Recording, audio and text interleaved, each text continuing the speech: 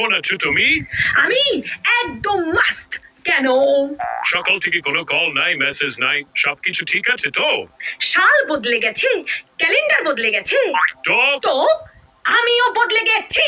এখন থেকে তোমার ফোন আসবে, তারপরে আমার ফোন যাবে। তুমি আগে মেসেজ করবে আমাকে, তারপরে আমি এখান থেকে মেসেজ করব। তুমি আমার কেয়ার করবে, তারপরে আমি তোমার কেয়ার করব।